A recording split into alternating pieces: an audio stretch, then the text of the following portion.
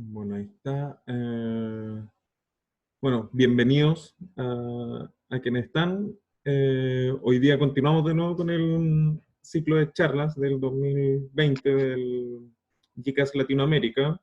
Y hoy presenta Alberto Pacheco Benítez, desde Lima, Perú, una presentación sobre una investigación que hizo, un libro que publicó, y el título es Nuestro régimen informacional y sus mutaciones. Así que ahí adelante nomás, Alberto. Gracias, Pancho.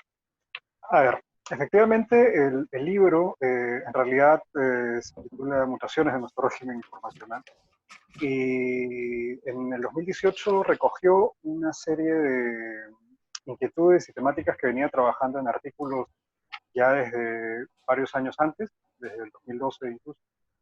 Y bueno, el libro en sí mismo lo que hace es dar una mirada a lo que ocurre con la información como tal. El tema central, el tema principal del libro, el eje conductor, es qué ocurre con la información. La Universidad UCAL, que es en la que trabajo aquí en Lima, optó por publicar este trabajo y la motivación principal en ese momento era que se estaban dando una serie de circunstancias y una serie de fenómenos que hacían, digamos, mandatorio recoger todas estas reflexiones que se habían arrojado a lo largo de años y articularlas en torno a esta gran pregunta. Entonces, eh, en buena cuenta, el texto recorre los siguientes temas. Primero, aborda la idea de lo que es un régimen informacional, que en buena cuenta tiene que ver con las operaciones que realizamos con la información. Luego va a caracterizar a ese régimen informacional bajo la idea de lo que es el flujo y un concepto que se propone en el libro, que es el concepto de informatividad, y lo voy a explicar. Y a partir de eso analiza qué pasa con la privacidad, qué pasa con el mercado y qué pasa con la información, digamos, cotidiana de los sujetos, de todos nosotros. Así como da cuenta de dos instituciones que entran en crisis producto de todos los cambios que acontecen con la información actual, que son básicamente la institución educativa y la institución periodística. Y finalmente se hace una pequeña reflexión en torno a las máquinas de este régimen, ya como objetos y las características que tienen. Estos temas son los que se trabajaron en el libro y que en buena cuenta también van a estar reflejados en esta presentación. En la parte de abajo están todos los temas que he mencionado y bueno, un poco se va a ir indicando cuando vayamos yendo por cada uno. Entonces, lo primero que plantea el libro es la idea de régimen informacional. ¿Y a qué me refiero con régimen informacional? Eh, a las lógicas, a las prácticas, a las dinámicas, si se quiere, a las operaciones que una sociedad instaura en un determinado momento con respecto a la información. Sobre todo con las prácticas que instaura para transmitir y para almacenar información. Digamos, con cada cambio mediático, cuando ha aparecido cada modelo mediático o cada tecnología mediática nueva, se han desarrollado una serie de prácticas o un tipo de prácticas en la sociedad y algunas han vuelto hegemónicas. A esas prácticas son a las que yo me refiero con aquellas que constituyen este régimen informacional. Digo que es un régimen porque en realidad se le impone a los sujetos, por más que uno opte, digamos, pensemos en nuestro tiempo, por desconectarse, eso no quiere decir que en la sociedad estas prácticas no son hegemónicas. Y digo también que es un régimen porque en realidad, digamos, se instaura como norma ese tipo de operaciones de una sociedad, se instaura como norma para tres cosas vitales: para construir el conocimiento, que trabaja con la información, para las relaciones interpersonales que están mediatizadas y para preservar la memoria de lo social, sobre todo a partir de la idea del almacenamiento de información. Por ejemplo, ¿no? McLuhan había propuesto esta idea de que la linealidad del razonamiento aparece un poco con la escritura alfabética. Gabriel Tardé analiza la noción del público cuando aparece la prensa y el criterio de lo que el público va a hacer, en fin. Y la aparición de la fotografía nos habla de un registro de lo visual que aparece, una suerte razonamiento visual que no era conocido hasta entonces y que luego de esta aparición ya va a ser innegable e imposible digamos, separar de todo lo social. Y el cine, Noel Burst tiene esta idea de que instaura pues una conciencia óptica, ¿no? De esta manera, digamos, distintos cambios mediáticos, repito, instauran una lógica, instauran un tipo de operaciones a los que los sujetos van a estar de alguna manera sometidos, y por eso es que lo denomino como un régimen informacional. Y lo que hace el libro y lo que hace la propuesta, en buena cuenta, es ver qué caracteriza a nuestro régimen, que es el régimen de la tecnología evidentemente digital. Entonces, en esa lógica, la primera diferencia que se puede encontrar es que todos los regímenes anteriores, mediáticos, han tenido unas características que siempre han, digamos, delineado un tipo de acceso que era limitado, en mayor o menor medida, pero era un acceso limitado a la información, lo cual hacía que la respuesta de los sujetos siempre haya sido, digamos, profundizar o intentar poseer o intentar establecer una relación a largo plazo con la información. O sea, la información que se podía recibir por lo escrito o por lo visual suponía que el acceso no estaba, digamos, del todo abierto, como ocurre hoy, que no estaba, digamos, demasiado abierto y saturante. Entonces, los regímenes anteriores, en buena cuenta, se caracterizaban por una relación de los sujetos con la información muy marcada por la profundidad, la posición o la... En ese sentido, nuestro régimen más bien tiene como máximas la idea de la conexión, la idea de compartir o fluir y la idea de la inmediatez, ¿no?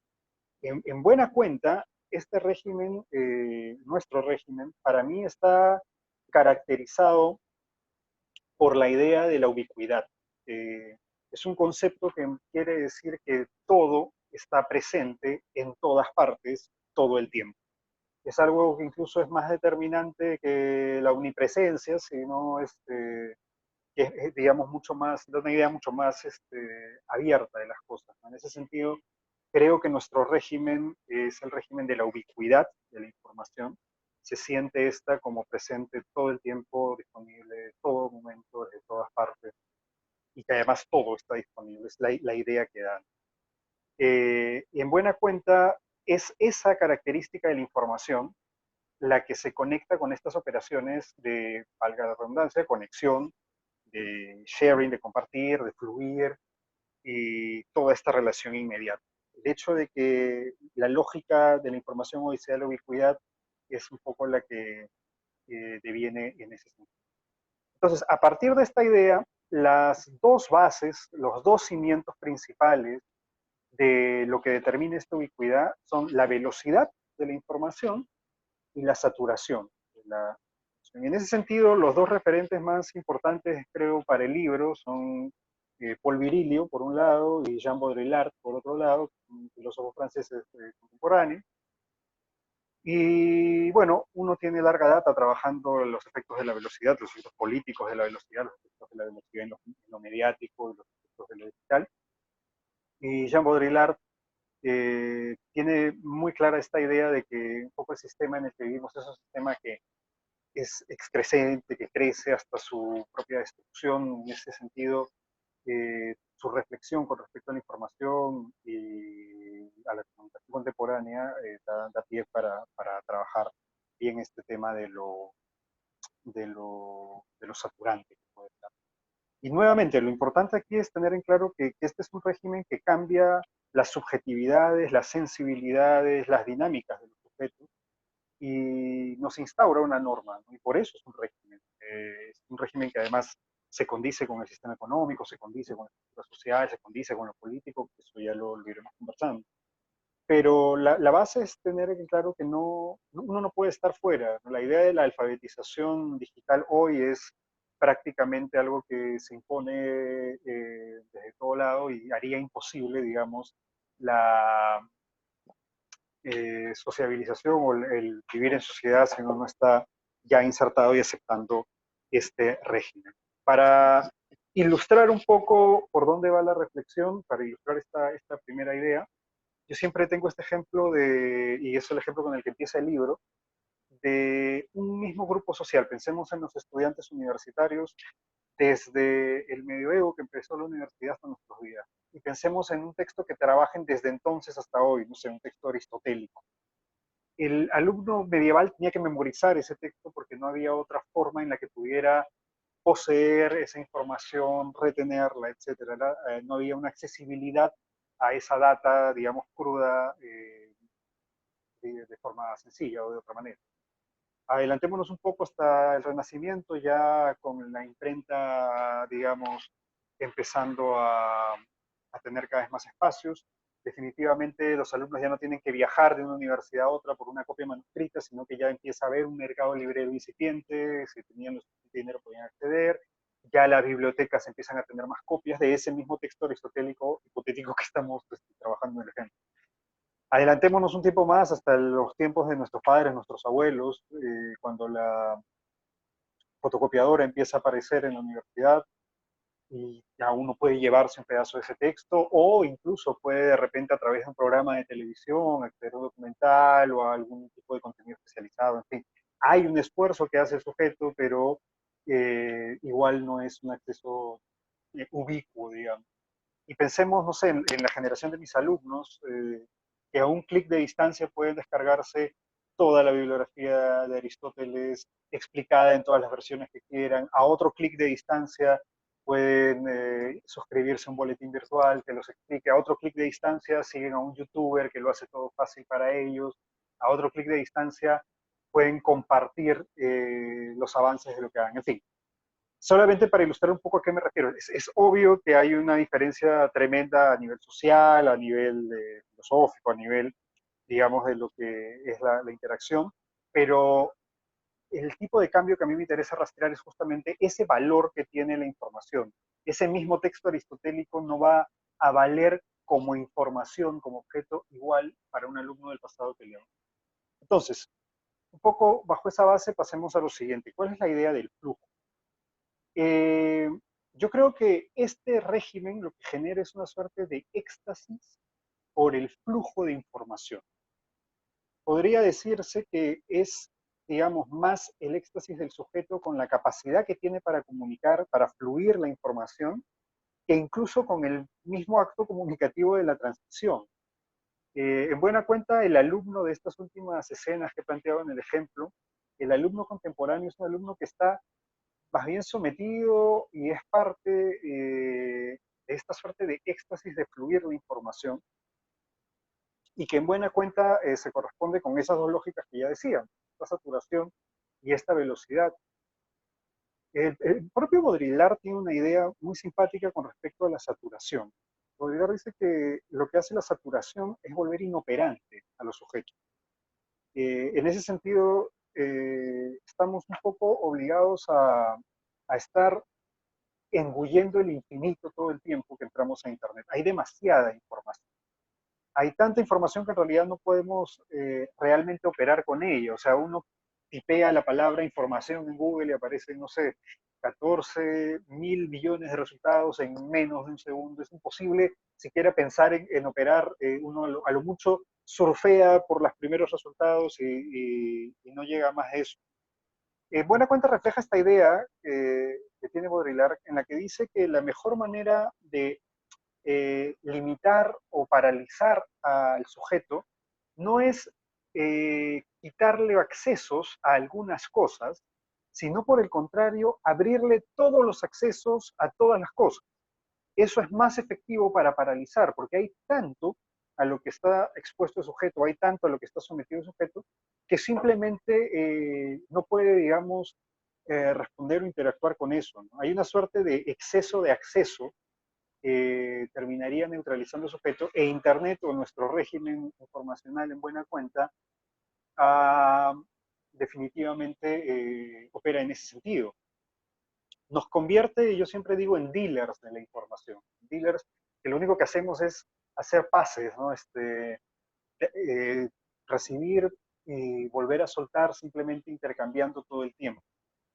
Y ese intercambio se caracteriza por lo segundo, por una velocidad que es completamente inmanente, ¿no? Donde la inmediatez eh, digamos, ha reemplazado la idea de la posesión primero y de la operación profunda con la información, donde prima más lo inmanente que la duración, y en donde los sujetos somos más bien como sapeadores, ¿no? Estamos en un constante zapping de todo lo informativo, que nos moldea un tipo de sensibilidad zapping también y un tipo de subjetividad que funciona en esa misma lógica, ¿no? La inconstancia que se correlata con este mismo éxtasis se aplica a prácticamente todo.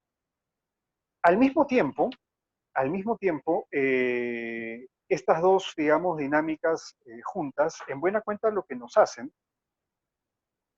es que ya no hagamos más que surfear entre esta información, que estemos en una suerte de trance, ¿no? Una suerte de vorágine inevitable con todo el tema informativo, ¿no? Lo que Viribio justamente llamaba como velocidad absoluta de, de, de transmisión.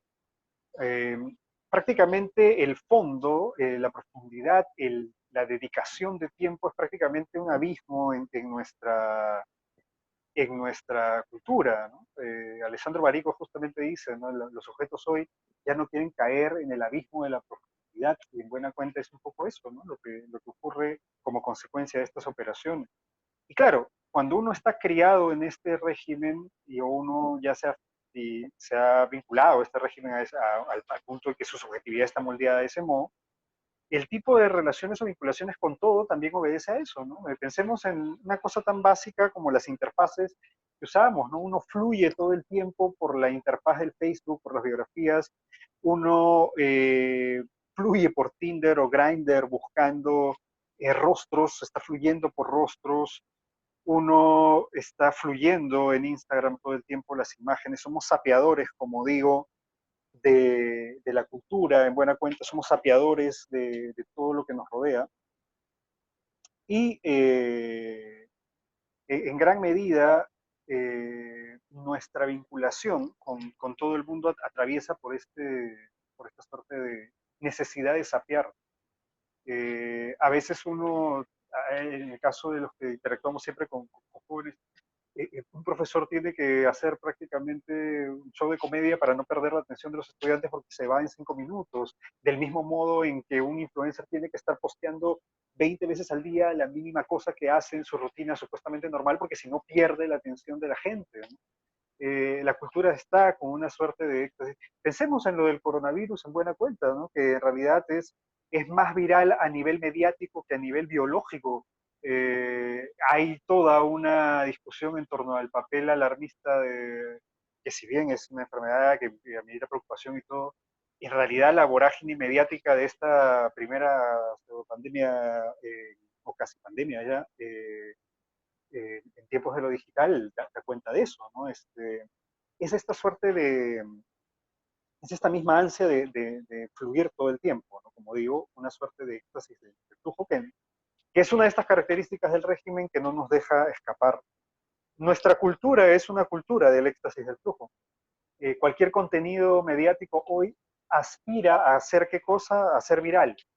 Los fake news y toda la lógica de la posverdad en buena cuenta es la lógica del flujo que valida, ¿no? Un contenido de fake news se vuelve real precisamente porque lo que lo valida es que se ha compartido mucho y que ha fluido mucho. Toda esta economía de los influencers o de quienes quieren ser protagonistas de Internet en realidad son comerciantes del flujo, del sharing, del like, de cuánto fluye una información. Ahora, lo cierto es que esto que afecta las lógicas de lo social va a afectar también otra cosa. En simultáneo a lo que ocurre con la sociedad, también se va a afectar el valor propio de la información. Y es lo que en el texto yo denomino como informatibilidad. Para mí el concepto de informatibilidad es precisamente ese en el que lo que ocurre es que el valor como objeto de la información se empieza a perder. Y cuando digo valor como objeto, no me estoy refiriendo al valor económico, porque en realidad hoy más que nunca la información tiene un valor económico altísimo, ni tampoco me refiero al valor como contenido, rescatando el ejemplo este del texto de Aristóteles y los estudiantes universitarios. El contenido de ese texto no es que ha perdido valor, va a seguir siendo valioso, porque se dice. Y tampoco me refiero al valor axiológico en términos de los valores que cultiva una sociedad. No. Me refiero al valor como objeto. Precisamente un bien escaso se define como tal y tiene un valor económico importante porque lo que hay es un ilimitado acceso. Cuando hablo de informatibilidad, me refiero a ese valor como objeto que tiene la información, que se basa en el acceso y que se ha ido perdiendo y se pierde casi por completo precisamente en nuestra sociedad.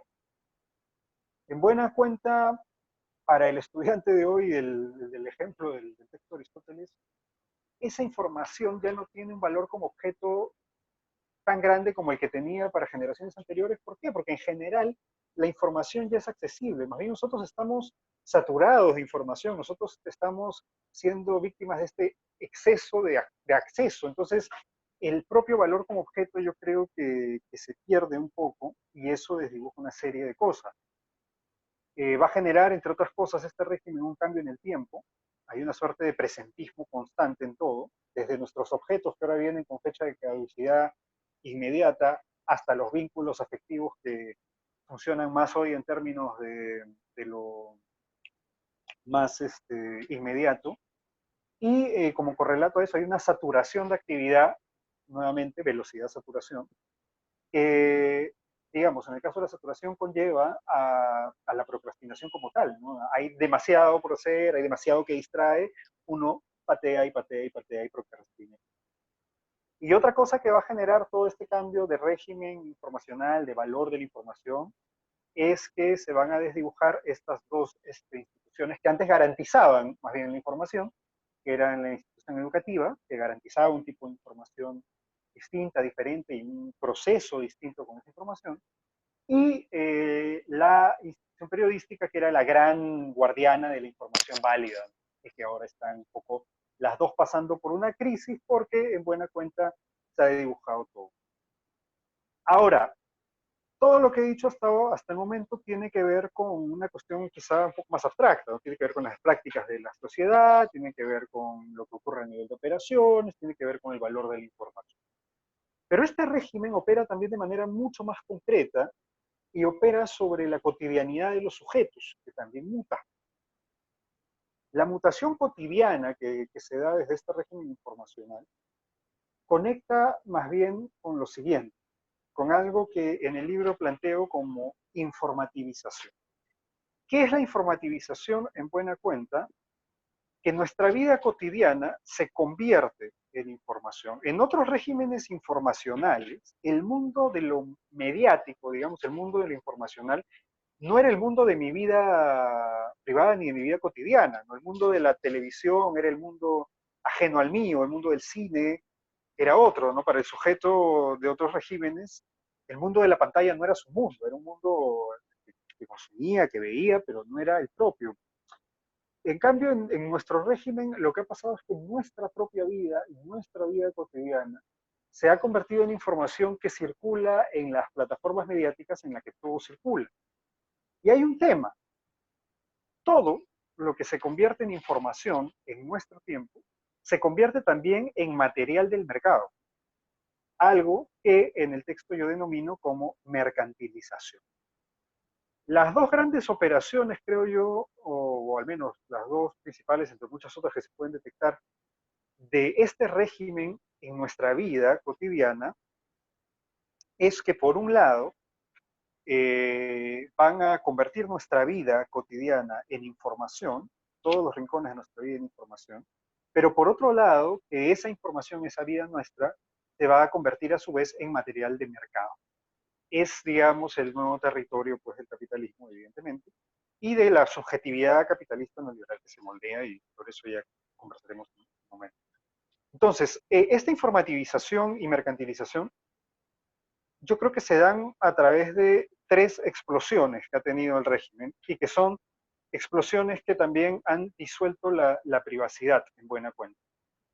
Estas tres explosiones del régimen digital en la vida cotidiana son las siguientes.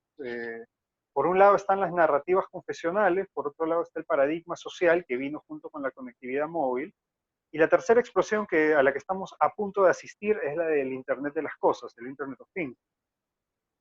¿A qué me refiero con las narrativas confesionales? A las primeras plataformas que hubo de Internet social, digamos, de Internet de uso masivo, por decirlo así, más que social, de uso masivo.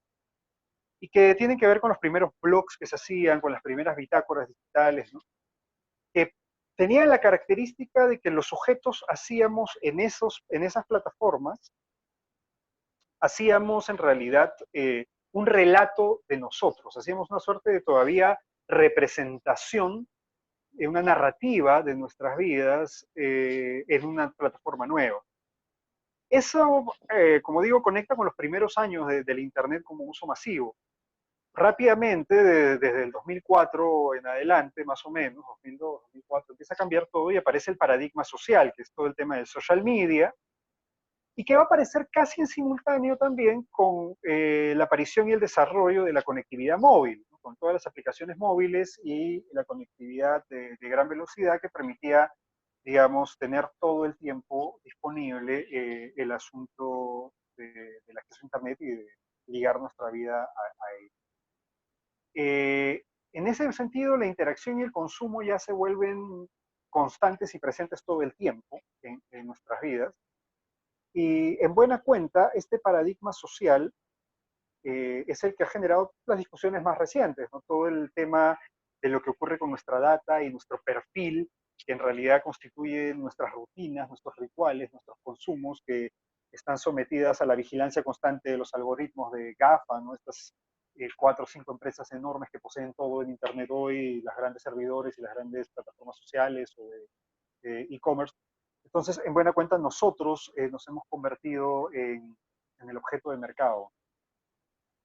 Esto es interesante porque mientras en las narrativas confesionales todavía, y por eso le digo confesionales, hay esta suerte de necesidad de hacer el relato de la propia vida, de la confesión. En ese sentido, sigo la idea de Simón Bauman y de Paula Sevillo, una investigadora argentina que han trabajado en esta línea de manera espectacular.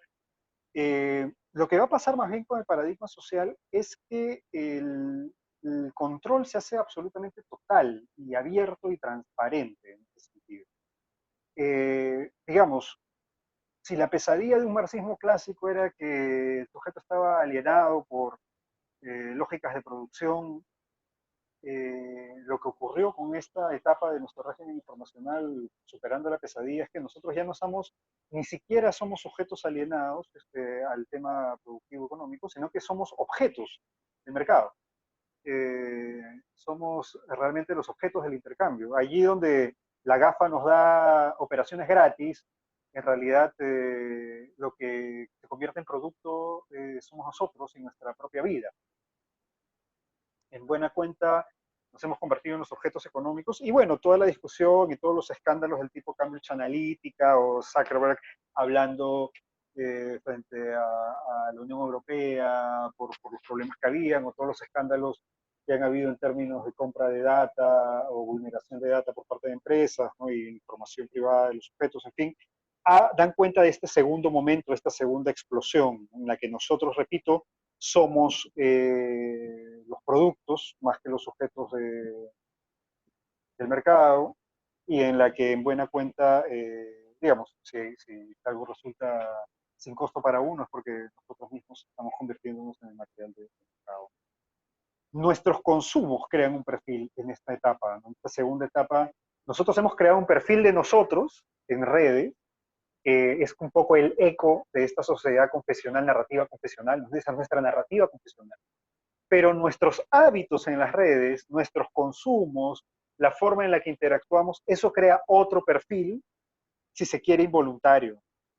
Y en buena cuenta esa lógica total también se refuerza con la conectividad móvil, en la que cada celular se convierte en una cámara de vigilancia, en la que cada celular se convierte en una plataforma para insertarnos y para mercantilizar la vida como tal, ¿no? En ese sentido es que yo creo que, digamos, no modelo, pero el concepto que mejor aplica a esta segunda explosión es el de la sociedad del control, ¿no? Que es el que plantea Deleuze, y en el que básicamente una de las características centrales es que los medios de vigilancia son abiertos, constantes, portátiles y transparentes.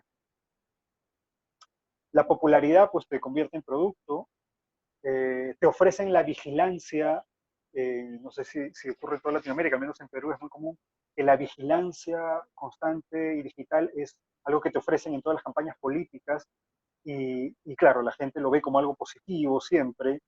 No sé, hay un giro en el que antes la policía era la que fichaba a la gente y era la institución oficial la que se encargaba de tener los datos, ahora la gente se ficha sola y lo expone. Una característica que Deleuze señala para esta sociedad del control, en buena cuenta, es que el sujeto se va a insertar casi voluntariamente, sino de forma optimista, ¿no? Y en buena cuenta sí ha ocurrido así con el paradigma social y de conectividad móvil, ¿no? El sujeto ha estado más bien insertado de la mejor disposición a ello.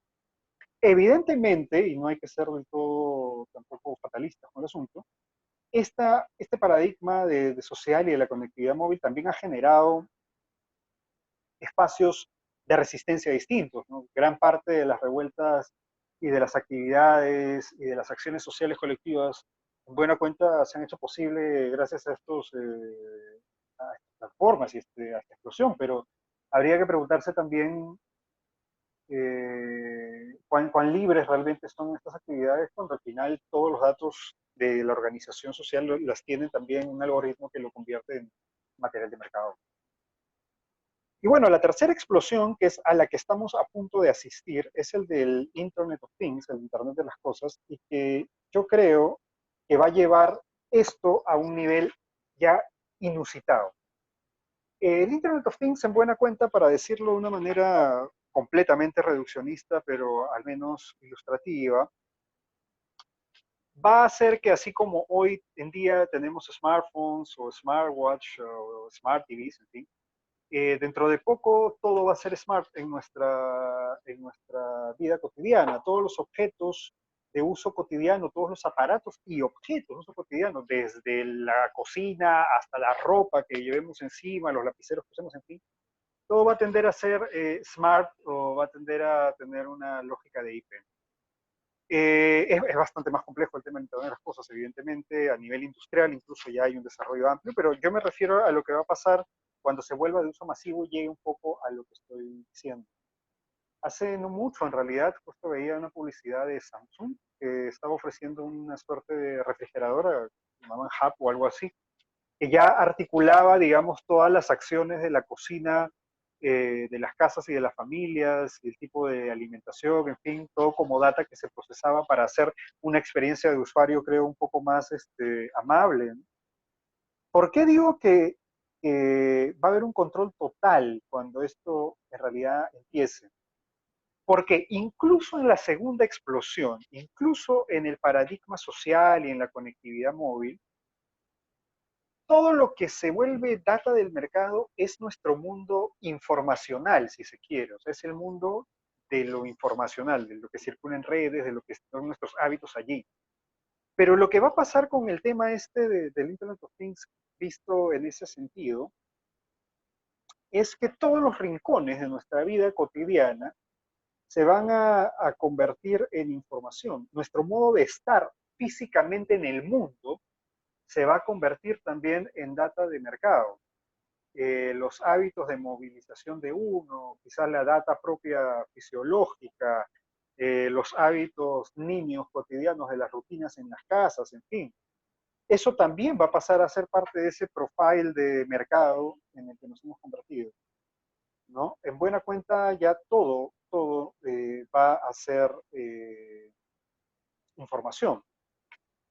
En ese sentido, eh, con Tlaxcala 3 y con el Chicas se hizo la actividad de muros hace tiempo.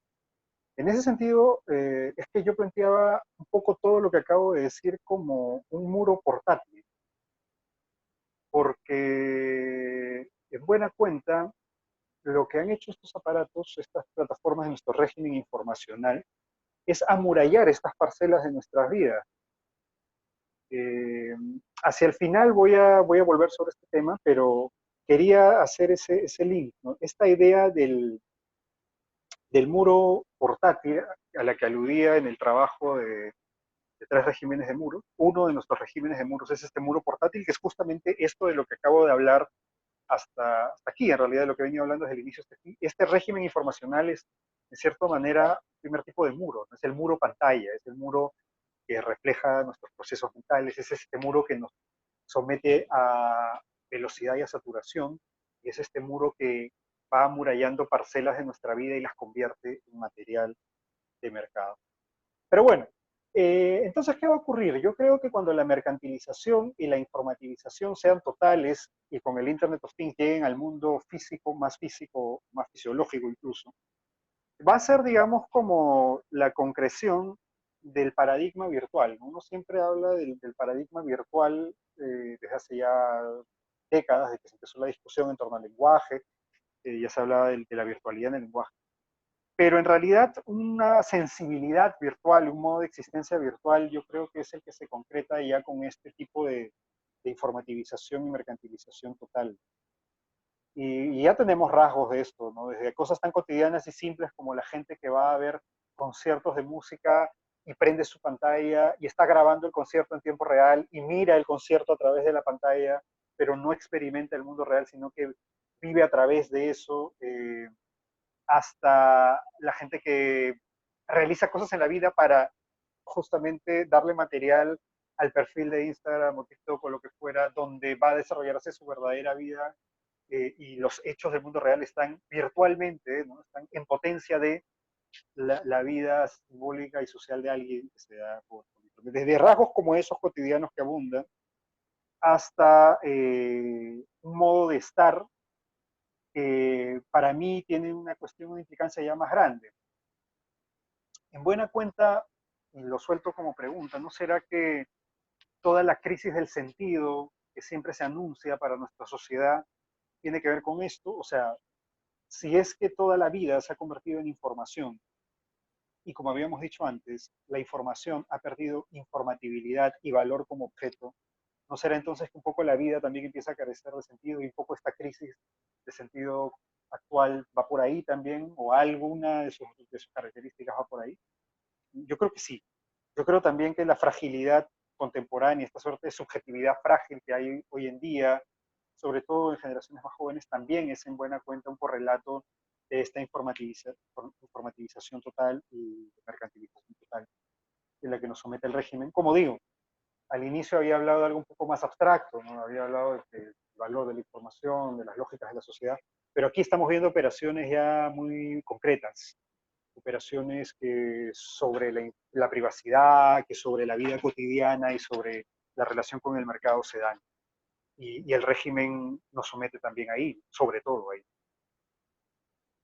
Otra cosa que va a generar todo lo que hemos venido hablando es esta suerte de información como flujo y ubicuidad, la saturación, la velocidad, todos los rasgos del régimen informacional.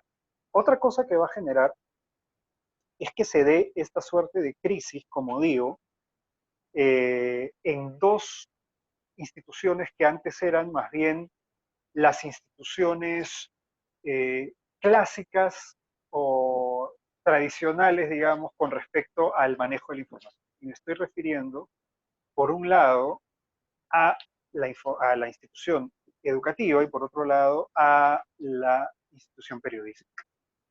Eh, ¿Qué pasa con la educación cuando el sistema valora conexión y velocidad y no más bien el largo plazo con la información, la abstracción y toda la escalada educativa típica de esta institución? ¿Qué pasa con el periodismo en un tiempo en el que parecería que sufre de datitis, ¿no? Una inflamación de datos que circula? Evidentemente cada uno de estos rasgos es enorme y no voy a detenerme mucho porque cada uno amerita en sí mismo una charla, me imagino, pero voy a pasar muy rápido por las cosas que yo creo que ocurren al respecto. Con la educación me parece que hay un giro tremendo y es que antes la información era solamente la materia prima para el conocimiento. La información tenía que someterse a todo el procesamiento de la institución educativa, ¿no? Desde la atención hasta la abstracción y todas las legitimaciones que esa institución hiciera a través de procesos, pero políticas, podríamos decir. Pues yo creo que más bien lo que está pasando ahora es que en el uso, el desborde comunicativo lo que hace es que el usuario o el alumno o la gente empieza a entender que acceder es conocer, ¿no? Y eso tiene que ver con lo que Rifkin dice para la economía, ¿no? Jeremy Rifkin, que es un economista que planteó hace unos años, antes de que empezara toda la cultura del streaming y del acceso, Rifkin planteaba de que la economía iba a dejar de ser una economía de la posesión material para pasar a ser una economía del acceso a la experiencia en el tiempo.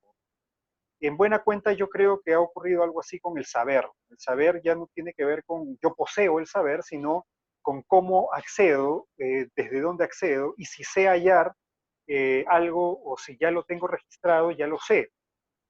Esto es real incluso en términos anecdóticos, ¿no? Un alumno puede responder, y lo ha hecho más de uno, profesor, no sé tal tema, pero sí lo sé porque está en mi cuaderno, porque lo tengo anotado o porque grabé la clase. No porque lo maneje en mi vida cotidiana, no porque haya internalizado algún concepto. O pensemos, no sé, para generaciones anteriores o incluso hasta mi generación, cuando uno se encontraba con una información que le resultaba interesante, lo primero que hacía era intentar profundizar en ella o intentar poseerla de alguna manera. Hoy en día, más bien la operación por excelencia, cuando alguien encuentra una información que le parece interesante, es compartirla. A veces ni siquiera la lee del todo, a veces ni siquiera la consume del todo, pero ya la compartió, porque la prioridad es acceder, más que conocer, o se empieza a traslapar la idea de que acceder es conocer. En fin, lo dejo ahí. Otra cosa que creo que ocurre con la educación es que el concepto ha perdido profundidad y los conceptos se han vuelto una suerte de corolario de imágenes, una colección de imágenes. La profundidad conceptual ya no está como valor del educativo, sino más bien esta suerte de múltiples casos, ¿no? De toda esta educación centrada en la casuística, en hacer casos modelo, en fin, habla de lo mismo, ¿no? Es poner ejemplos más que trabajar con una profundidad conceptual. En fin, eso lo dejo ahí, como digo, es un tema muchísimo más profundo. En realidad, después de publicar el libro, yo terminé una investigación sobre la crisis de la universidad y hablaba de la universidad digital neoliberal, donde justamente toda esta discusión viene al caso, ¿no? Espero poder publicar el libro de esa investigación este año o al menos unos cuantos papers al respecto. Con el periodismo, ¿qué ocurre? Con el periodismo va a enfatizarse una circularidad constante de información que ya, digamos, no es novedad en sí misma. Ya Bourdieu hablaba de este problema con respecto a la televisión y los usos mediáticos a finales del siglo pasado, pero lo cierto es que el tema digital va a llevar esto a un nivel mucho mayor. La idea de la autorreferencia, de esta suerte de los medios se citan a sí mismos todo el tiempo y va circulando la misma información, se exacerba con las centrales de noticias digitales o con las plataformas digitales, así como se tiende a homogeneizar, digamos, las búsquedas y los accesos o las fuentes de accesos para la gente. Y nuevamente con el periodismo también, el flujo es la operación que más, digamos, relevante va a ser. Entonces, este gran rol de la institución periodística como aquella que te daba una información poco accesible o una información garantizada por cierta exclusividad o garantizada por cierto análisis, en realidad no, es prisionera también del flujo mismo, de este éxtasis del flujo, de la constancia, y lo que pasa es que la misma información circula una y mil veces, y claro, todo el tema de la posverdad y fake news, como había adelantado, tiene que ver con eso, ¿no? El propio flujo es el que viene legitimando las cosas, no la profundidad ni nada. Evidentemente no estoy hablando de todo el periodismo, me refiero a la mayoría de actividades y lógicas de lo periodístico. Es innegable que existe hoy más que nunca toda una rama de que se mantiene el periodismo de investigación y de medios que más bien ya no dependen de grandes inversiones publicitarias, ¿no? Que sí se han hecho posibles con esto, pero en buena cuenta la mayoría del universo mediático sí actúa con estas leyes y lógicas de algo sale en la mañana, el de la noche o el del mediodía, perdón, lo revisa desde otras fuentes, hace fluir la misma información, el de la noche va a hacer lo mismo y fluirá la misma información, y el fin de semana el resumen será de la misma información una y otra vez a gran velocidad. En buena cuenta, yo creo que esto termina siendo una nueva forma de censura. Y en esa línea ya hay trabajos interesantes, ¿no? Susten o Pariser han hablado de cámaras de eco o de filtros de burbuja, en los cuales se intenta explicar, por ejemplo, fenómenos como el de las elecciones de la campaña de Trump, en fin, y en los que lo que viene ocurriendo es que, claro, la gente, producto de esta circularidad, accede solamente a la información que le interesa, entonces revalida una posición política, ideológica, que se refuerza todo el tiempo con sus propias lógicas, que a su vez están determinadas por el algoritmo que selecciona la información para ti. Entonces te alimenta de lo que tú quieres y de lo que tú buscas y genera este parcelamiento social, además de estas cámaras de eco en donde se repiten cosas. En fin, ese es un rasgo que tiene el periodismo actual. El otro rasgo es el de la legitimación. Yo creo que ocurre un círculo de legitimación y por otro lado una confusión. Me explico rápidamente. Hoy en día, más que nunca, no se sabe quién legitima a quién. Si un experto porque sale en un medio o un medio porque llama a determinado experto. ¿No? Hay una colegitimación ahí que es nociva y que es o va de la mano, es síntoma o va de la mano, con una confusión que hay entre la idea de experto e intelectual. Más que nunca el intelectual mediático está en crisis. Hay incluso libros que hablan de cómo el intelectual mediático de modelo francés, que era el típico de los 60, 70, ya prácticamente no existe, ¿no? O en general, cada vez hay menos presencia intelectual. Beatriz Arlo en ese sentido tiene una cosa interesante. Ella dice que un intelectual se caracteriza por una posición política, ¿no? Un acto intelectual es un acto político, pero en cambio ha sido reemplazado por el experto, ¿no? Que tiene esta suerte de tufo post-pop, neo-yoga de autoayuda empresarial a veces y que se legitima, y de ahí viene la palabra, en su experticia, ¿no? Y la experticia se vende neutral, pues. La experticia es neutra, no es política. Y creo que hay una confusión ahí peligrosísima para los medios, pero como digo, eso también es sujeto de otra discusión completamente suda y larga. Sí quería dejar por lo menos sentado cómo es que este régimen se relaciona con la crisis de esas dos instituciones. Para luego pasar a, y ya casi a modo de, digamos, a modo de salir un poco de la información en sí y hablar de otro rasgo de este régimen, hablar un poco de las máquinas. Y para hacerlo creo que es importante ver el temor. El temor de la máquina antes, de la máquina de los regímenes anteriores, era siempre el de una suerte de dominación, que la máquina domine y que el autómata domine. Desde algo tan antiguo como el Golem, pasando por Frankenstein, llegando a Terminator, siempre era, o alguna versión de Yo Robot, siempre era la máquina que pasaba a la dominación. Nuestro temor, creo yo, es más bien la desconexión. Hoy en día es mucho más escalofriante para una sociedad la desconexión que la dominación. La dependencia o la hiperconexión que desconecta, pensemos en Black Mirror, en Her. Es interesante en ese sentido cómo la modernidad era la época pues de las utopías literarias y teatrales y más bien nuestra época es la de las distopías, ¿no? En ese sentido. Pero bueno, pensemos en todos los productos de nuestra cultura.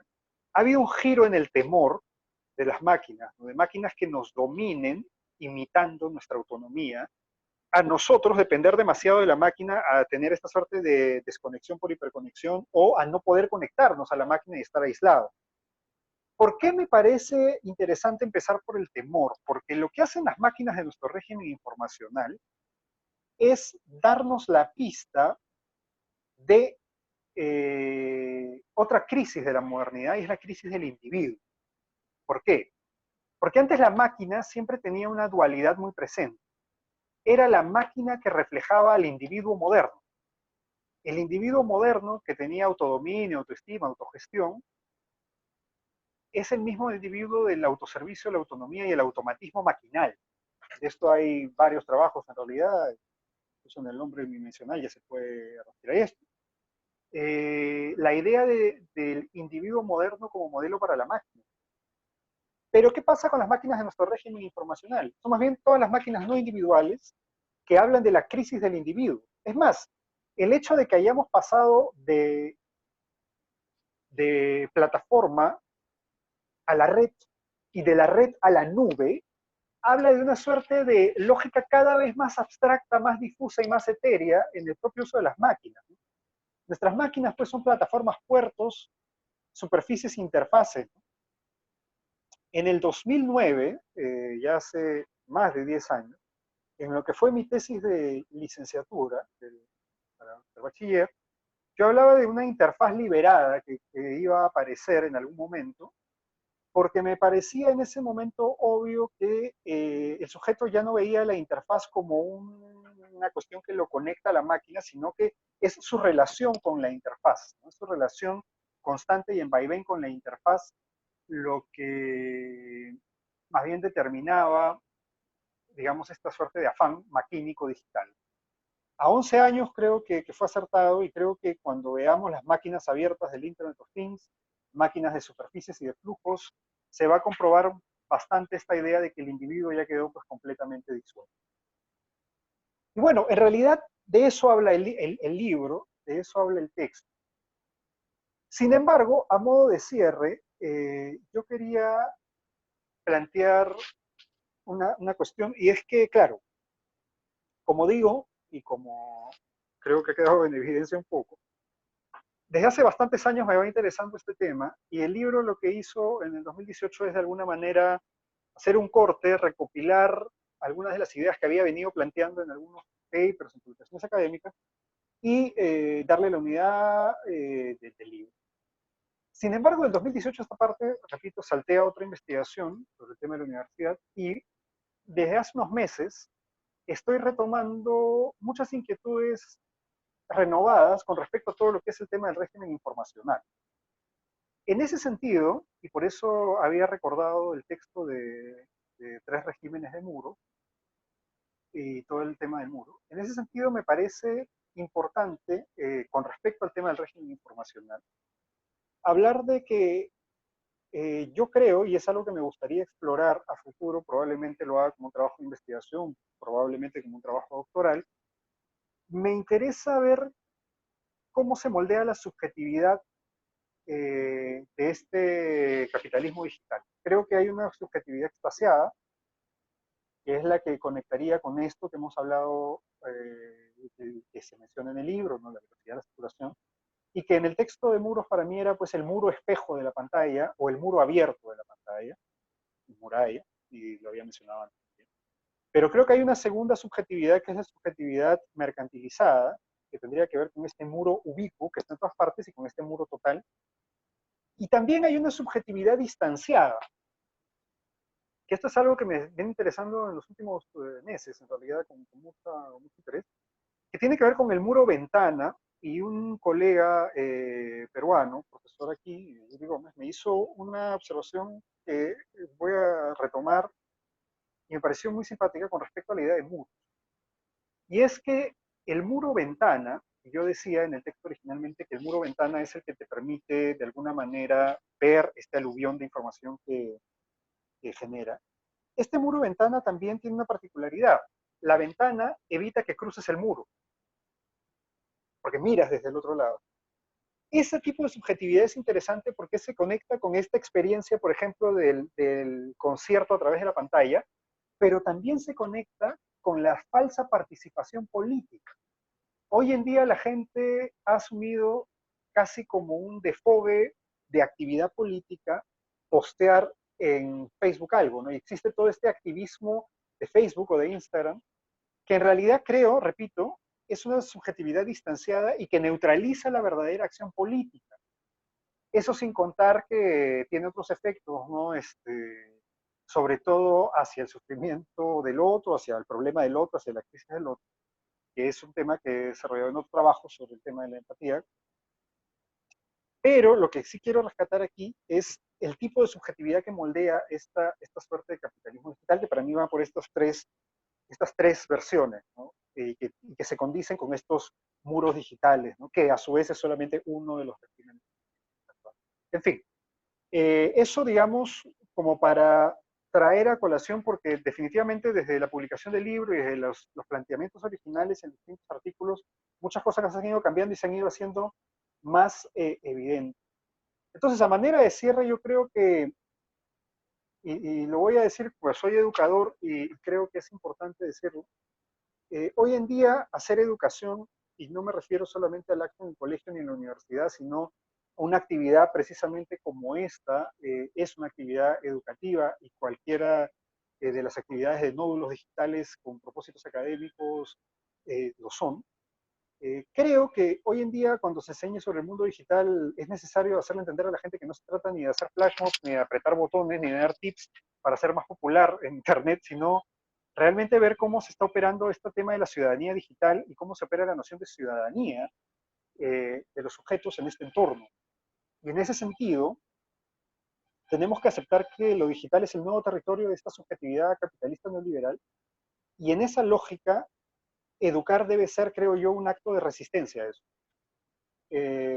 Foucault tiene esta frase que siempre la, la retomo, ¿no? Donde hay poder hay resistencia, y el poder lo que está haciendo es moldear nuestra subjetividad con plataformas digitales de este régimen informacional, pues en todo caso estoy convencido de que cualquier acto educativo, desde el formal en una institución, sea escolar o universitaria, hasta el acto precisamente rizomático, digital como este, tiene que ser un acto que resista contra el poder, enseñar a resistir contra el poder y que nos haga salir de esta lógica en la que ya no somos ciudadanos, sino que somos objetos del mercado y en la que estamos sometidos al flujo sin privacidad de nuestra vida, ¿no? Creo que es la responsabilidad, creo en ese sentido que el postestructuralismo ha brindado herramientas interesantes y hay toda una discusión abierta ahí, no voy a entrar en eso, con respecto a si dieron el camino y legitiman esto o brindan las herramientas. Yo creo que brindan las herramientas precisamente para desarmar estas estrategias y estas operaciones del poder. Creo que ahí hay buenas herramientas para ir contra este régimen informacional que se nos impone. Nuevamente, donde hay poder y resistencia y el poder ahora es el régimen informacional. Bueno, eso es todo, en realidad, con respecto a lo mío. Me gustaría conversar al respecto.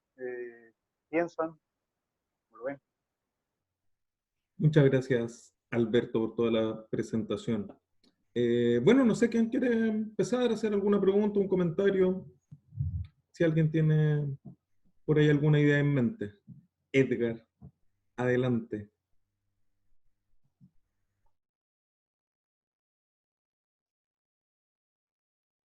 Ahí, hola, ¿cómo están todos? Un saludo muy especial desde Colombia. Alberto, muchísimas gracias por esa presentación, por esa exposición que yo creo que a todos nos deja con una gran cantidad de inquietudes, de preguntas. Yo quería, pues a partir sobre todo del cierre que haces, eh, comentarte lo siguiente. Es como esta primera inquietud que me asalta y es, como bien nos explicaste, hay unos cambios muy vertiginosos a nivel histórico en estos temas de lo infocomunicacional. Y van apareciendo esos regímenes que bien nos explicaste. Dentro del estudio que has venido realizando, ya visualizas la aparición de un siguiente régimen que vaya después de esta emergencia de los IoTs. Lo pregunto porque de alguna manera todas estas perspectivas se me antoja que también parten de la confianza absoluta en que vamos a estar conectados siempre. Y frente a unas crisis como las que estamos viviendo, en donde los conflictos al final de cuentas pueden dejarnos sin ningún tipo de conexión, a pesar de que en algún momento muy utópico o distópico tuviésemos todas estas facilidades de conectividad y eh, de perversión sobre el acceso, habría un momento, o tú visualizas un momento en donde eh, por alguno de estos conflictos todo esto se rompa y nosotros tengamos que devolvernos como a ciertas prácticas y entonces en ese sentido la educación, como tú bien lo dices, tendría que tener ahí un elemento clave de crítica. Eso por un lado y por el otro lado, pero también relacionado cuando en este momento se habla precisamente en educación de un afán por volverlo todo smart, ¿cierto? Estamos hablando de smart universities, de smart cities, etcétera, etcétera. Y digamos que hay un elemento bueno, los expertos, como bien tú lo dices, que diseñan estos discursos, pues incluso hablan de smart people, pero lo hablan desde una visión muy técnica y muy instrumental. Se me antoja a mí que uno debería, desde estas lógicas de resistencia, hablar primero de reconectar las personas, de reconectar las subjetividades, antes que seguir apostando a reconectar máquinas y sistemas, también como una forma de resistencia. ¿Tú cómo ves eso? A ver, voy a empezar por la segunda parte de la pregunta. Definitivamente, todo este optimismo medio naif que hay con respecto a la tecnología desde hace varios años, han pretendido poner a las TICs, ¿no? Como la quintesencia de la salvación de la educación, y eso es una trampa nefasta. Es una trampa nefasta porque en realidad cuando se pretende de que un profesor va a hacer mejor su clase porque existen las plataformas o las utiliza, o que eso va a garantizar de alguna manera una mejor educación, lo que se está haciendo es, un poco en la sintonía de lo que tú dices, optar por una suerte de, yo siempre digo, optimismo naif al respecto, ¿no? Optar por pensar que la mera aplicación de estas prácticas se da sin un mecanismo de poder que opera.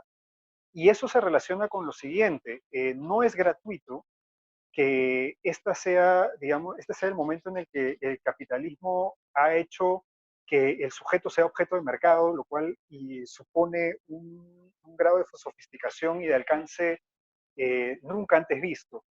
No es gratuito que la educación esté pasando, digamos, por el mismo proceso. Voy a hablar un poco de la otra investigación que hice. Para mí, la universidad neoliberal, que bueno, soy profesor universitario, entonces es el mundo que conozco más directamente, es justamente esta universidad smart, es justamente esta universidad que se vende como si fuera casi un manual de autoayuda, y es esta universidad pues que opta por ser casi un manual de habilidades blancas operativas para las empresas, ¿no?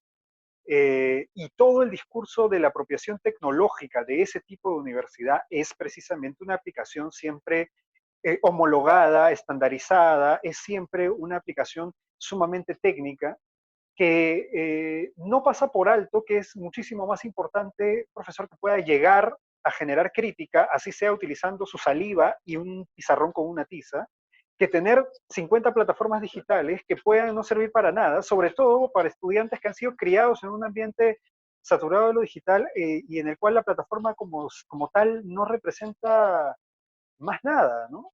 Eso sin contar pues ya un tema más puntual de capacitación y cosas que hacen que incluso las potencialidades que podría tener un sistema como el nuestro nos empleen. Entonces, para mí la educación, para responder puntualmente a la pregunta, lo que tiene que hacer es, nuevamente, enseñarle a todos, y no me refiero a los alumnos únicamente, sino a todos los sujetos, como digo, esto es una actividad educativa también, a resquebrajar las lógicas críticamente de un sistema. Y en este caso, nuestro sistema, y voy a empezar a responder la primera parte de la pregunta, nuestro sistema es el de este capitalismo, si se quiere, post-neoliberal digital. Esas son las lógicas que hay que resquebrajar. Y si el sistema va a operar con subjetividades sobre nuestros usos digitales, es allí donde se tiene que despertar la crítica y no me parece a mí que sea necesario que la crítica venga por una plataforma digital, todo lo contrario, quizá una mirada desde fuera, un poco externa a las plataformas digitales, nos permite vislumbrar algo. En ese sentido, y hablando de vislumbrar, para responderte a lo primero, yo no consigo vislumbrar qué puede pasar después del Internet of Things. Me imagino que el camino va a seguir siendo ese, informativizar y mercantilizar cada vez más rincones, para que cada vez más espacios de la vida se conviertan también en interfaces de flujo y en superficies de flujo, tanto en lo físico como en lo subjetivo mismo. Cada vez una subjetividad más diluida, más etérea, una subjetividad que pasó de ser la del individuo a la de la red, y luego será la subjetividad nube, pues no gaseosa y disuelta. Honestamente, y probablemente suene fatalista, no sé si el planeta va a soportar un paso siguiente, porque me imagino los adelantos tecnológicos y la crisis misma ya a nivel planetario, entonces me cuesta un poco vislumbrar algo después de esta etapa que ya se viene, pero en todo caso lo que sí me queda claro es que el capitalismo tiene esta belleza siniestra de no oponerse a lo que puede dañarlo, sino más bien hacer parte de sí todas las lógicas que se le puedan, digamos, de alguna manera contraponer. Entonces, hay que poder luchar contra esa belleza siniestra, si se quiere, ¿no? Hay que justamente tratar de encontrar estos espacios de crítica a esta imposición, a este régimen, que incluso se impone más fuerte que un régimen político, y se impone más fuerte precisamente porque se impone soft, porque se impone suave y porque la gente, como decía hace un rato, se inserta voluntariamente.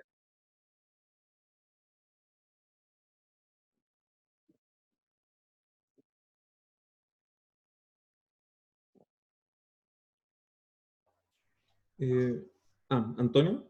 Sí, bueno, gracias por la presentación. Si bien para mí es un tema que no me interesa mucho en términos de que no lo estoy pensando siempre, eh, me acordé como que yo hace como 10 años, 12 años usaba mucho Blogger. Entonces empecé como también a recordar un poco como es esa otra cosa que uno de repente no la tiene en la cabeza. Y ahí yo estaba pensando como también en las democracias hackeadas que también estamos viviendo como fenómeno. Como que también el Internet se utiliza como para, no sé, pues estas elecciones fraudulentas, o, o también qué tanto en esta como era globalizada, también yo lo leo la pregunta que me hago es cómo también emerge la matriz colonial, pero la matrix colonial sería como, ¿cómo aparece ahí? Con este rollo de las democracias hackeadas, o, o también entender que a lo mejor ese como exceso de ganas de querer tener tanta información. ¿Para qué tú quieres tener tanta información? También es una especie de extractivismo, si se podría leer desde esa perspectiva. Entonces, como que por ahí le fui dando yo la vuelta, pues todo el rato iba pensando en eso. Quería como compartirlo. Sí, en todo caso, me parece sumamente interesante que emplees el término, digamos, de colonialismo de alguna manera o colonización, porque para mí tiene que ver ya a ese nivel con algo que se le ha vendido incluso como políticas de Estado a los países. O sea, cuando Mark Zuckerberg viene a Latinoamérica, todos los gobernantes lo invitan y lo hacen hablar con todos los presidentes y ministros del caso para importar una matriz de conectividad, un tipo de acceso de conectividad, que en buena cuenta sí, es una forma de pensamiento colonialista. Es más, yo recuerdo el anteaño pasado, justo cuando estaba yo en pleno trabajo final del libro, en Colombia empezó una campaña de Google que se llamaba MyLine. ¿Y cuál era la magia de MyLine? Que de pronto pobladores rurales que no tenían acceso en muchos casos ni a electricidad podían usar Google. ¿Cómo funcionaba? Con un teléfono que tenía una conexión, digamos, podía ser un teléfono público incluso de línea o un teléfono celular, se marcaba un número y ese número comunicaba evidentemente con inteligencia artificial, a una receptora que era, digamos, que funcionaba como un Siri o como un buscador de voz de celular, que conectaba con el algoritmo de búsqueda de Google. Y la campaña habló, si más no me equivoco, un ministro de Colombia, ministro de Comunicaciones o el equivalente, con un entusiasmo total de cómo se llevaba conectividad a la gente, ¿no? Y cómo se podía llevar conexión a la gente.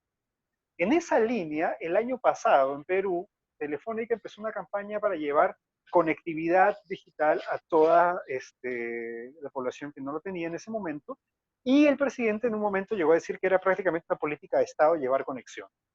Es interesante cómo planteaste esos términos en la pregunta, porque cabe hacernos dos preguntas, ¿no? Por un lado, sí, es parte de acceso a derechos, que la gente pueda acceder a un tipo de conectividad cuando no lo tiene, cuando el mundo se mueve en eso, pues en ese sentido sí hay una lógica de trabajo. Pero el correlato de eso es precisamente que en los términos que yo he planteado, se les estaría llevando el régimen informacional y se les impone el régimen. O sea, no puedes escapar de la conexión, ¿entiendes? Hay un texto en el que Deleuze precisamente dice que en algún momento la gente buscará vacuolas de incomunicación, ¿no? Casi como que todo estará corrompido por la comunicación. Bueno, es eso, ¿no? Entonces, yo te devuelvo la pregunta, a ver cómo la ves tú. O sea, es un término de colonialidad, hay un acto de colonialidad ahí sí, porque estás imponiéndoles un régimen informacional, pero al mismo tiempo la solución es también, o sea, pasaría la solución por no llevar la conectividad, en estos tiempos también sería discriminatorio. Me parece hiper interesante esa entrada, yo no la he desarrollado honestamente, pero me parece sumamente interesante y pendiente. Claro, y yo mira, yo como respondiendo así súper a la rápida, como no pensándola tanto, pero yo creo que no la pondría como que el Internet es malo o es como la matriz colonial, así como, y estamos aparte. Yo creo que precisamente crecimos también dentro de la matriz colonial y también nosotros la perpetuamos, la usamos, todo. Es una contradicción, una tensión constante. Entonces, ¿por qué? Porque, por ejemplo, pienso en las radios comunitarias en la ciudad, en el campo, donde sea. Eso no solo para los movimientos indígenas son importantes, para muchos tipos de personas organizadas. O sea, ahí también veo una potencia política. O no sé, también hay mucho de revitalización lingüística. Uno puede aprender zapoteco, uno puede aprender náhuatl, puede aprender mapudungún, quechua, no sé. Puede aprender también a través de plataformas que también son industrias. Entonces, ahí hay como una tensión, yo creo. Mismo Twitter, yo he visto que también hay esta gente que lo usa como en clave de revitalización lingüística, o los medios de contrainformación, pero yo sí creo que es como que hay como que no se puede salir de la clave del capitalismo, por el final, como que está esas pequeñas como maneras de entender la agencia como política, pero en clave medial también no sé. Por ejemplo, pienso en cómo también se da mucho ahora como los indígenas millennials que tratan de construir una especie de identidad, ¿cierto?, indígena a través de su imagen y de cómo construyen sus perfiles en redes sociales. Y también cómo muestran, por ejemplo, a veces como una imagen de un nacionalismo indígena. No sé, yo lo veo también como más anarquista, como no me interesa un nacionalismo indígena, ¿me entiendes? Entonces son preguntas que tu presentación me hace como darle la vuelta, pues. Como que creo que es una discusión que sería también bien interesante de abordar, creo yo. Se relaciona con las TICs también. Creo que, no sé, por ejemplo, cambiando un poco el tema, pero acá en Estados Unidos voy a clases de inglés y tengo que comprar una aplicación porque el profesor nos tiene como con 5 aplicaciones en la clase. O sea, igual hay una diferencia de condiciones materiales, de accesos materiales también, ¿me entiendes? O sea, ¿de qué nos sirve llevar 40 tablets a una comunidad rural? Si, ¿me entiendes? Ahí veo como que empiezan a aparecer todos estos como tensiones que creo que son súper interesantes de discutir. Así que muchas gracias. No, ustedes sí. Mm. Yo tenía unas cosas que... Dale. Oh, perdón. Ya. No, dale tú nomás. Para complementar, de hecho, también como lo que comentaba el Antonio, porque también cuando mencionaste tú, Alberto, las 3 explosiones del régimen y enumeraste estas estas tres explosiones, valga la redundancia, como primero las narrativas convencionales a propósito de como de esta entrega, entre comillas, espontánea de los individuos de información hacia la red, luego de esta conectividad móvil, como una especie, así lo leía yo por lo menos, una especie de creación de condiciones óptimas, digamos, para la recepción de esa información, y posteriormente, claro, este tercer momento que estamos, yo creo que a esta altura estamos viviendo, ya estamos empezándolo, ya quizás en otros lugares del planeta ya, no sé, pues pienso también, por ejemplo, a propósito de la Internet de las Cosas, allá en los modelos que se usan de estándar en la construcción de casas en Holanda, que hace poco lo vi así como en el noticiero, y básicamente son casas inteligentes.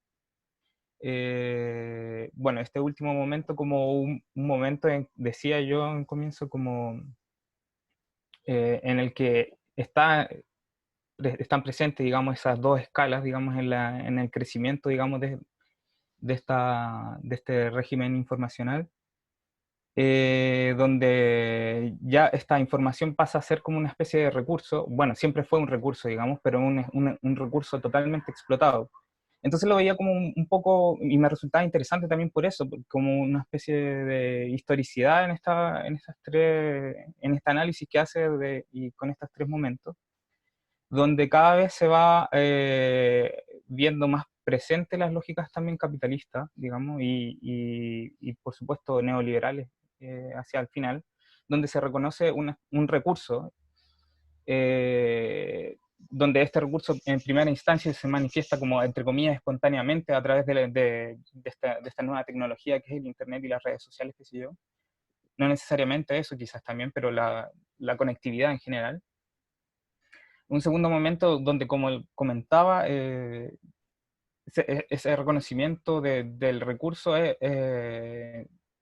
se hace como consciente, digamos, a través de las lógicas económicas, digamos, de las lógicas de mercado, y donde se empieza a explotar, se empieza a excavar, y donde aparece finalmente una lógica neoliberal donde la información efectivamente se transforma en un producto capitalizable, o sea, se empieza a acumular, acumular, acumular. Entonces me parecía súper interesante y quería hacer ese comentario para darle como esa perspectiva que le agregué yo, en verdad, que es más o menos lo mismo que estabas diciendo tú, pero con un poquito más de datos históricos, que sí, o de interpretación más que nada. Entonces, bueno, eso me parecía muy interesante. Por otro lado, lo otro también que me preguntaba, y yo creo que todos nos preguntamos también aquí, es viendo toda esta cuestión, todo como los lados como negativos de este régimen, digamos, porque claro, los positivos como es lo que nos muestran durante todo el tiempo, digamos, en la publicidad, que sé yo, los programas de gobierno, etcétera. Entonces este lado negativo que nos hace sentirnos como hasta en cierta medida vulnerados también en nuestra privacidad. ¿Cómo combatir esa cuestión? Y una pregunta también que salía ahí a la palestra recién. No sé, por ejemplo, me vino a la cabeza inmediatamente también hace poco tiempo acá en Chile, eh, ese exceso como de conectividad, el malestar que producía ese exceso de conectividad, por ejemplo, y sobre todo también acá en el tema de los conductores de automóviles en las carreteras. Acá hay una cuestión que se llama TAC, que básicamente es una especie de peaje en las carreteras, porque las autopistas dentro de la ciudad son privadas, y me parece que todas son privadas, de hecho, no solamente acá en Santiago. Entonces existen pórticos bajo los cuales los autos pasan, y los autos tienen que contar con un aparato, digamos, de identificación que es detectado por este pórtico, y al pasar por estos pórticos se les cobra. Es un peaje, pero más tecno, más pro, por decirlo de alguna manera. Entonces, esta cuestión siempre ha generado como malestar acá, y las personas que se sienten como violentadas por estos cobros, digamos que en verdad son abusivos, porque, bueno, se cobra más caro cuando peor es el servicio, qué sé yo. Una de las reacciones que se tuvo durante las movilizaciones acá en Santiago fue que algunas personas fueron y destruyeron unas cajas que están al lado de las carreteras, que están muy próximas a los pórticos, y las incendiaron. Entonces estas personas, por ejemplo, sabían que en estas cajas, no sé cómo llamarles en verdad, está almacenado todos los instrumentos, las máquinas, por decirlo así, que manejaban la información que los pórticos traducían o que enviaban a los centros de información, qué sé yo, de recolección de datos y qué sé yo, por donde se cobraba y todo eso. Entonces eran personas que también estaban instruidas en cómo funciona este aparataje tecnológico dentro de este régimen informacional, por decirlo así, como a la rápida también, porque no creo que lo usen en esos términos, pero ellos estaban conscientes, por ejemplo, por lo menos cómo funcionaba el hardware del sistema. Entonces hicieron un ataque específico. Y claro, pues esta cuestión condenada y todo. Entonces, pero a lo que voy más que nada era como esta reacción en contra de esta hiperconectividad que se está produciendo. Es una reacción que en este caso, por lo menos, puede ser anecdótica, pero me parece relevante de todas maneras. Es una reacción que tiene que ver con lo concreto nuevamente, a pesar de que las lógicas del régimen informático tienen que ver con la el abstraccionismo, no sé cómo decirlo, como hacer más evanescente toda la información y que eso sea como lo que más vale, entre comillas. La única reacción o la reacción desesperada quizás y de resistencia a estos mismos regímenes es que, claro, es romper el hardware, romper el computador, romper la pantalla, qué sé yo. Y bueno, o sea, eso por otro lado, o sea, claro, eso es lo otro que pensaba, no sé, eran comentarios en verdad, no sé qué te parece a ti también. Sí, bueno, con respecto a lo primero, de hecho sí, en el texto también lo propongo como una cuestión un poco más histórica también, ¿no? Ligada a la aparición de ciertas plataformas, de ciertas tecnologías. De hecho, con Francisco lo comenté en algún momento en nuestras primeras conversaciones, para mí está pendiente hacer un trabajo muy a largo plazo de rastrear, digamos, la informativización y la mercantilización de la información y de la vida a lo largo de la historia, ¿no? Creo que cada modelo de sociedad ha tenido una, por decirlo así, economía política de la información, que es algo que pienso trabajar en algún momento, pero sí soy consciente de que el trabajo de algo así es monumental, de hecho, ¿no? Claro, En y esa misma lógica. necesitas Big Data ahí. Así como, claro. Pero irónicamente quizás sí.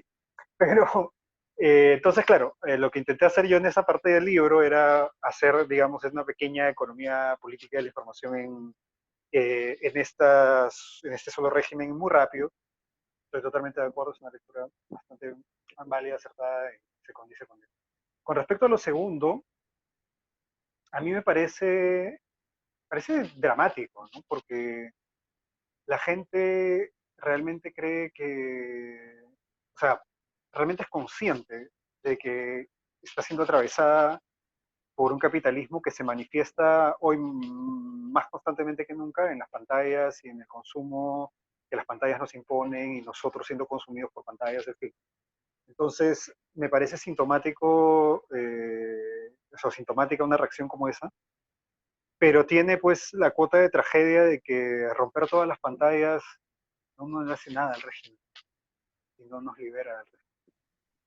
Sí, Como digo, o sea, pensaba en eso mismo, perdón que te interrumpa, porque claro, esta especie de recurso también que mencionaba, que es la información, bueno, que es en verdad, así como todo recurso, también puede ser utilizable como constructivamente y no, o sea, constructivamente desde una perspectiva, digamos, de izquierda, así como combatiendo, digamos, ese hipercapitalismo neoliberal, digamos.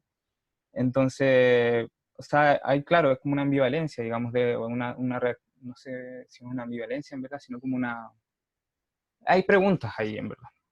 Eso, así como de cómo reaccionar, cómo seguir, qué camino seguir, qué sé yo, y bueno, no se puede responder tampoco ahora, pero me parece súper interesante también, o sea, pues, ver esas dos cuestiones, pues, digamos, de que, o sea, del diagnóstico que estás haciendo tú a través de tu libro, tu investigación, y las preguntas que surgen a partir de ahí, y cómo nosotros podríamos eventualmente, o pensar, siquiera en dar alguna especie no, insisto, no de respuesta, sino de otra idea más, pues, digamos. que pueda, Mira, pueda servirnos. Ujú. te agradezco el comentario porque en realidad el libro lo dice desde su introducción y es algo que yo tengo como perspectiva de lo que hago incluso en clase o como material escrito. El libro lo que quiere hacer es una cartografía, como que ver el terreno y armar, digamos, un diagnóstico del terreno. Y en base a eso, el objetivo del libro, y lo dice literalmente, creo que la introducción, es despertar preguntas, más que ofrecer alguna fórmula de respuesta, ¿no? Lo que hace, y en la misma línea de lo que decía, yo creo que trabajar como potencia, trabajar como resistencia, te obliga a hallar grietas, ¿no?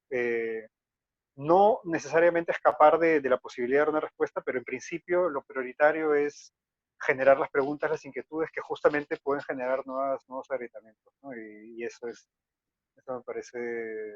me parece importante. Entonces, gracias por decirlo, porque de verdad creo que se cumple el objetivo. Sí, esto, ¿quién podría tener la fórmula para esto?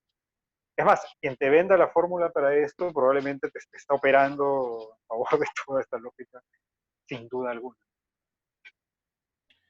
Yo, para quizás comentar también un par de cosas, o sea, una cuestión muy anecdótica, pero cuando hablabas de esto de como la inoperatibilidad que genera como este acceso a la información como tan grande, Ujú. eh, como que no sé, se me apareció quizá un argumento más para mi fetiche por los libros, el objeto del libro, y es que permite ser operado. Como que nunca me había percatado de eso, pero claro, cuando uno tiene un libro, lo raya, lo deja, lo vuelve a tomar, lo saca, lo amontona, lo ficha y tiene sus citas armadas, y lo puede operar, básicamente, que es distinto a, claro, tener esta cantidad infinita de información por un tema que uno busque en Google, así como, ya me aparecen 1000 cosas y uno empieza a revisar. No, no lo puedo operar.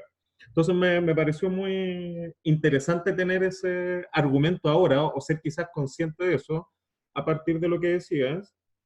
Y lo que estaba pensando mucho en relación a lo que todos han dicho, claro, como sobre esta posibilidad de salir, pero yo pensaba en, claro, esta diferencia que bueno, han hecho todos, y que algo que he estado pensando últimamente, de que no todo en esta sociedad puede ser capitalista, porque si no, no existiría el capitalismo. Como que tiene que haber diferencia con otras cosas para que exista, ¿no? No sé, pues si todo es blanco, el blanco no existe. Entonces todo no puede ser capitalismo. Y ahí, en todo este régimen informacional que plantea, pensaba en el tema de la norma, cómo instala normas, que no tiene que ver con la herramienta en sí. Y ahí plantea, no sé, pues un martillo puede ser para construir una casa, pero también se puede usar para estar esclavizado en una fábrica. Entonces, obviamente, tiene algo que ver con los procedimientos y cómo se ocupan esa herramienta, y quizás por ahí puede ir una forma de salir de la lógica neoliberal, pero no necesariamente salir de las posibilidades de conexiones que genera la herramienta Internet, la conectividad y todo eso. Y pensaba como en dos cosas en relación a eso, como en lo fuerte que es, como esta pérdida de subjetividad que hablas, al final se produce por la afirmación del sujeto en la plataforma virtual. O sea, como que toda la suma de miles y miles y miles y miles y miles de cosas, de posteo y no sé qué, es para afirmar el sujeto, para afirmar yo soy tal cosa, súper distinto a, no sé, por los mismos análisis que hacía Deleuze sobre la idea del nombre propio. Así como, por ejemplo, en Nietzsche, cuando empieza a divagar y se cambia el nombre y pone otros nombres, y que al final resuena esta idea de que uno es todos los nombres de la historia, así como en términos súper nietzscheanos, y que la plataforma lo permite en cierto sentido, pero por los procedimientos del capitalismo se está ocupando para afirmar la idea de que uno es alguien. Así, en este mundo global, uno es esta persona con todas estas cosas, pero tal persona, tal sujeto que tiene tantos likes en sus canales y no sé qué. Y por otro lado, pensaba también en ese recorrido que armabas con el ejemplo del libro de Aristóteles, de la Edad Media hasta ahora, de también cómo en la perspectiva occidental la información ha estado súper vinculada al texto y a la palabra. Pensaba cómo quizás en ese enfoque que planteaba ahora al final de de conocer otros regímenes informacionales, quizás como en otras culturas, la información se manejaba de formas que no eran basadas en la palabra escrita. Pienso, no sé, culturas donde la oralidad era lo que primaba, u objetos que en no un lenguaje escrito occidental, sino, no sé, el quipu, por poner un ejemplo así como altiplánico, guardaba una información y un conocimiento. Y quizás las lógicas que se alojaban en ese tipo de espacio, o incluso en otras culturas que exceden la occidental ahora, podrían encontrarse ciertos procedimientos que permitieran ocupar la plataforma internet o la conectividad de una manera diferente a la norma que impone la sensibilidad neoliberal.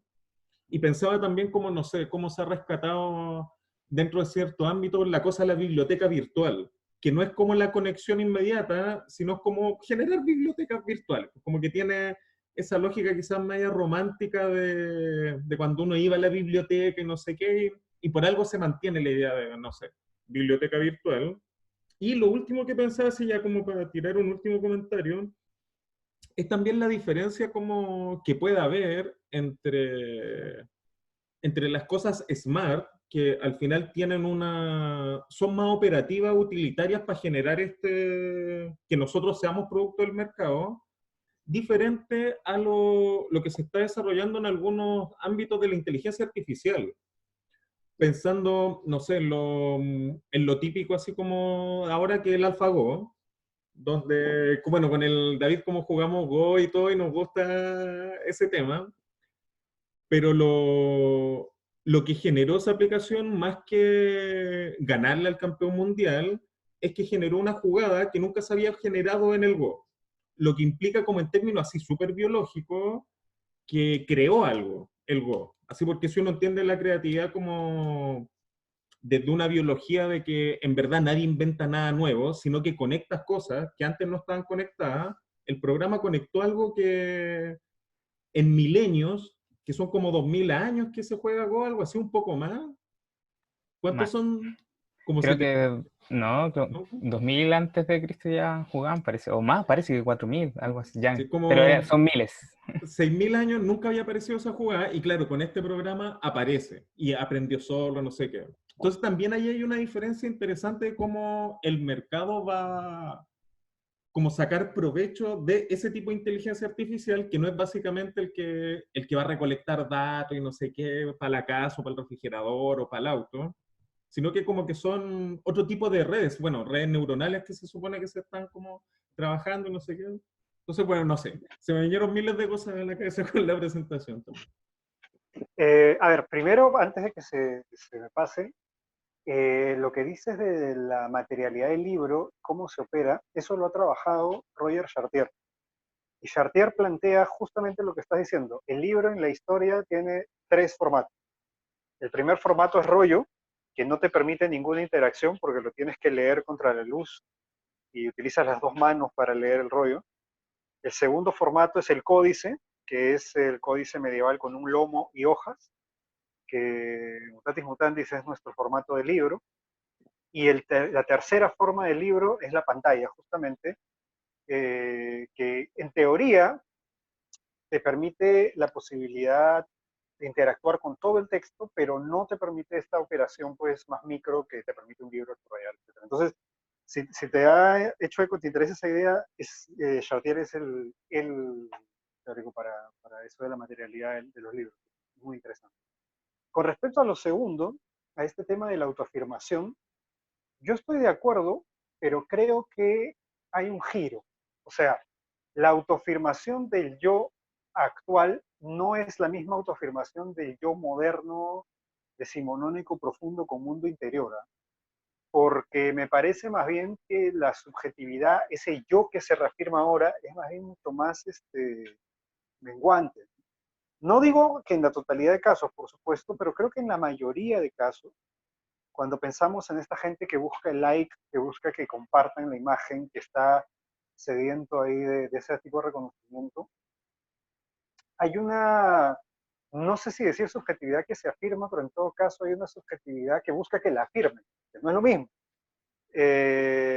justamente leí hace un par de semanas no, más, un par de meses, un artículo en el BBC, creo que había salido, que ya se conocía el término para esa búsqueda de atención que es sad fishing, que a mí me marcó mucho la palabra porque es si lo traduces es como pescar tristeza, ¿no? Como dar lástima, y que ya existía el término y sabemos bien que cuando un término se le pone un concepto es porque ya está pues estallándose en la cara. Entonces, que se haya legitimado un término como ese, creo que habla en buena cuenta de, como digo, no es una subjetividad que se está reafirmando, sino más bien se diluye colectivamente, se diluye por exposición más que afirmarse quizá, o en todo caso, para no ser tan drástico con esta cuestión, en todo caso, el tipo de subjetividad o lo que entendemos como subjetividad es otra cosa. Y hay algo que se afirma sí, pero que es justamente eso lo que yo llamo este éxtasis por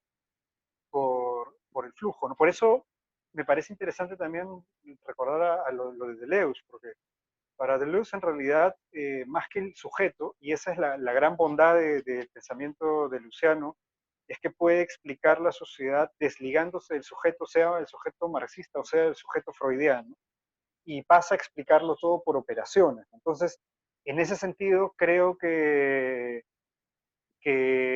justamente no es el sujeto que se afirma, sino es una operación, ¿no? Y en ese sentido es que hablo de éxtasis de flujo, ¿no? Es la operación, no el sujeto, pero completamente de acuerdo. Ahora, con respecto a lo último que decías, te lo voy a poner de esta manera. ¿Podemos apropiarnos de la materialidad para operar contra el sistema? Sí, y esto es una prueba de eso. Es más, el GICAS como tal no podría existir de otra manera a nivel mundial si no pues, se operara como nódulos, como rizomas. Usar el cryptocurrency es un guiño irónico a lo mismo. Entonces sí, es la plataforma también para operar, digamos, a contracorriente. Nuevamente, en la línea de lo que le decía Edgar, lo que se trata es operar contra el poder. Entonces, ahí el esfuerzo es llevar el martillo para agrietar el poder. Ese es el esfuerzo que se tiene que, digamos, llevar, ¿no?, a cabo. Creo que los que más claro vieron esto fueron Hart y Negri, ¿no?, que continuaron un poco en la línea de Deleuze también, en un texto que se llama Multitud, donde si bien no entran a lo comunicacional digital, puntualmente anuncian el tipo de operaciones. Me parece interesante. Creo que por momentos ya son muy marxistas en su programática, para decirlo en sus términos, pero es bueno su análisis en esta línea. Pero Súper. sí, de acuerdo. Muchas gracias. Okay. ¿Alguien tiene algún último comentario o vamos cerrando? Parece que vamos cerrando. Vamos cerrando. Ya, muchas gracias, Alberto, por la presentación y las reflexiones. Y gracias a todos también. Y bueno, hoy día o mañana va a estar ya la charla subida a YouTube. Ahí vamos a estar informando con David. Así que Fantástico, eso. gracias, más bien, gracias a ustedes por estar aquí, allí, allí. Y bueno, espero que pueda despertar algunas reflexiones. Como digo, la idea es despertar preguntas. De repente, cuando se suba al YouTube, podemos poner en la descripción del video el link al primer capítulo que está libre en internet No hay problema. del libro. Pues podría funcionar. Súper. Perfecto. Bueno, gracias. Cualquier Sí, cosa, gracias a todos también. Y ahí nos vemos el próximo domingo también. Para quienes puedan. Ya. Ahí nos estamos viendo. Que